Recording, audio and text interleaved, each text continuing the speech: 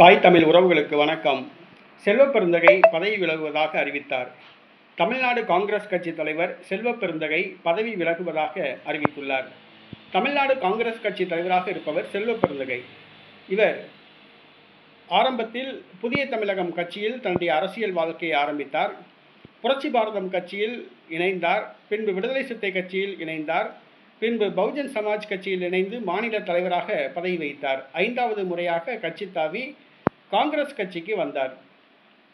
ப. சிதம்பரத்தின் ஆதரவாளராக இவர் கட்சிக்குள் வந்தார். இவர் நடைபெற்று முடிந்த சட்டசபை தேர்தலில் ஸ்ரீபெரும்புதூர் தொகுதியில் போட்டியிட்டு தமிழ்நாடு சட்டமன்ற காங்கிரஸ் கட்சி தலைவர் பதவி வகித்தார். பின்பு தமிழ்நாடு காங்கிரஸ் கட்சி தலைவராக பதவியேற்றார்.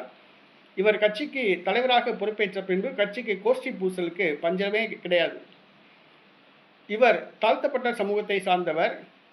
இவர் மீது குண்டர் சட்டத்தின் கீழ் ஒரு முறை கைது செய்யப்பட்டதாக வழக்கு உள்ளது. காங்கிரஸ் கட்சியுடைய தேசிய தலைவர் மல்லிகார்ஜுன் கார்கேயும் பட்டியல் சமூகத்தை சார்ந்தவர். இந்த நெருக்கத்தால் தான் இவருக்கு இந்த தலைவர் பதவி கிடைத்தது. மேலும் மல்லிகார்ஜுன் கார்கேவுக்கு இவர் மாதந்தோறும் பணம் கொடுத்து வருவதாகவும் கூறப்பட்டது.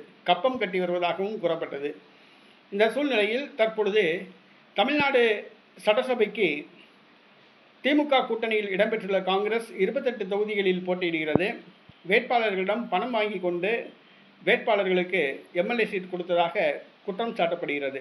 இந்த சூழ்நிலையில் தேர்தலுக்கு பிறகு தான் பதவி விலகுவதாக ராகுல் காந்தியிடம் தெரிவித்துள்ளதாக செல்வப்பெருந்தகை தெரிவித்துள்ளார். தமிழ்நாடு காங்கிரஸ் கட்சி தலைவர் செல்வப்பெருந்தகை பதவி விலகுகின்றார். இனிமேலாவது காங்கிரஸ் கட்சியில் கோஷ்டி பூசல் இல்லாமலா இருக்கான்னு பார்ப்போம். அந்த பதவிக்கு கார்த்திக் சிதம்பரம், மாணிக்கம் தாகூர், ஜோதிமணி ஆகியோருடைய பெயர் அடிபடுகிறது. தமிழ்நாடு காங்கிரஸ் கட்சிக்கு தலைவராக வருபவர்கள் கட்சியை வளர்க்க வேண்டும். அதை விட்டுவிட்டு கோஷ்டி பூசல் ஜாதி அரசியல் பண்ணால் கட்சி வளராது. ஏற்கனவே கட்சி கிராமங்களில் கிடையாது, நகரங்களில் மட்டும்தான் பொறுப்பாளர்கள் இருக்காங்க.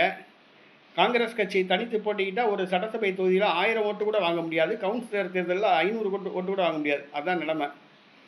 ஆக அடுத்து பொறுப்பேற்கிற தமிழ்நாடு காங்கிரஸ் கட்சி தலைவராக பொறுப்பேற்பவர்கள் ஜாதி அரசியல், கோஷ்டி அரசியல், மத அரசியல் இதெல்லாம் தூர போட்டுட்டு கட்சி வளர்க்குற வேலையை பார்க்கணும்.